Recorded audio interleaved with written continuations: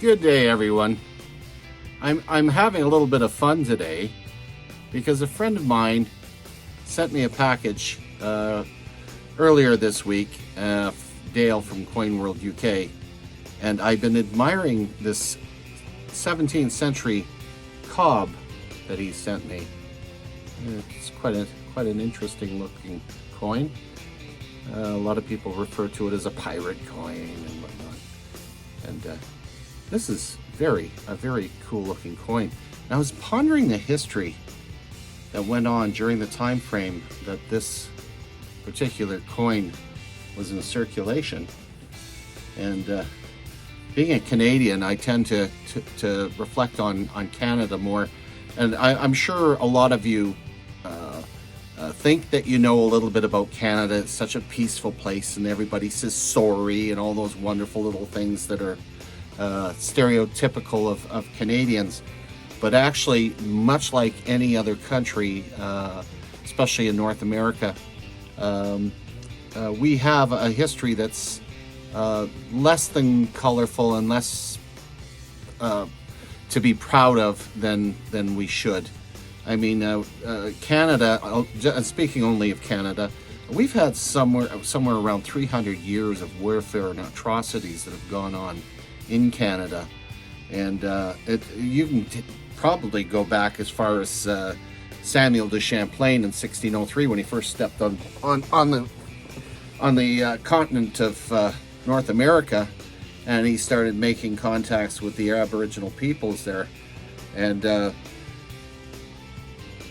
French, of course, when they were established New France, they made a lot of peace treaties with the First Nations that were there. Mostly the Algonquins and the Hurons were the ones that made the peace treaties with the French. And even during the days when Frontenac was governor, they used to actually go down and do war dances with, probably a lot of people didn't know that, but the French would actually go out and make peace with these different Aboriginal groups and do a war dance with them. They would have great celebrations and feasting that went on, and they bound themselves to each other. They had a real problem because then you were splitting all the different native groups apart from one another, and you had groups that were still essentially using bow and arrow and clubs, and other ones that were being given muskets and shot, gunpowder and modern weaponry and made axes and things to make them a more potent opponent of the Iroquois Confederacy. Now, during this time frame, you had the fur traders working with the Aboriginal peoples, and this caused a real problem. We're talking furs meant gold, and gold meant that these adventurers struggled for supremacy of the fur trade. So you had constant warfare going on between the Hurons, the Algonquins, and the Iroquois Confederacy. It also meant that there was going to be raiding parties going on. And the raiding parties typically hit people like the Jesuit missionaries that were out there trying to convert the population to Christianity, which was a tough job, especially when most of them didn't want it. And that was the beginning where you started to see a lot of the native villages actually fortifying themselves, building barricades around their homes, and it was quite a change during that time frame. Now, again, money was the whole thing. A lot of the currency that I just showed you would have been there, but so would have a lot of other countries. I mean, you would have seen English currencies. You would have seen Spanish, a lot of French, and from what I understand, most of it was not silver. There was some, but not a lot. A lot of it was copper, and this is what they were using to pay things out. Now, the big thing with the Aboriginals, when we're talking, they wanted supplies. They wanted fur. They would trade the furs in for blankets and for especially for guns and powder and ammunition and anything that they could use to exist on the land.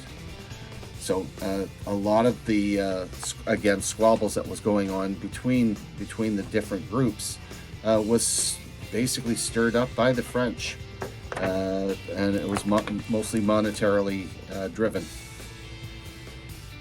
So if you look in the history books, there's a lot about martyrdom.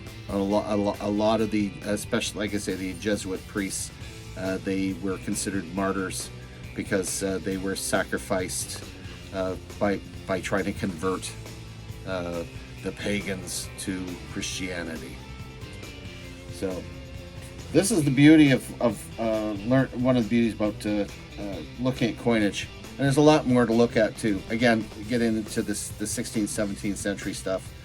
This stuff has got so much history there, and to hold it in your hands, it's like, wow, what a remarkable thing to have. And I mean, it's not like going to a museum or to various coin displays where you're looking through a pane of glass. You can get these for a very small amount of money at your local coin shop, or online, or in your coin clubs. In Edmonton here, we have the Edmonton Numismatic Society. You can actually obtain these coins to add to your collection. So I'm going to wander through all the various coins that I can.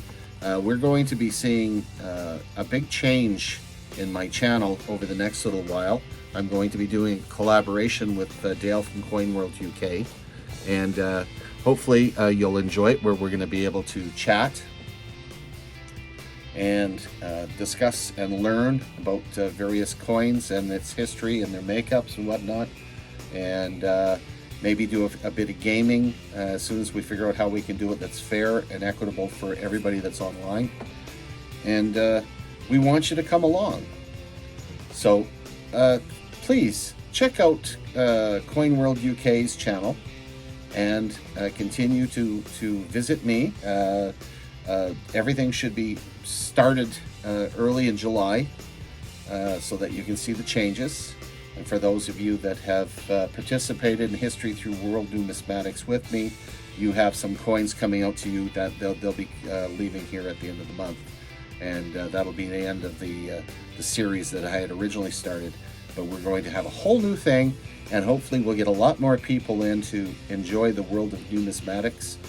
And I want to thank you all for this short visit, and we'll see you when you get a chance to come visit us this July. In the meantime, this is the Numismaniac, aka the Skipper, signing off. Bye, everyone.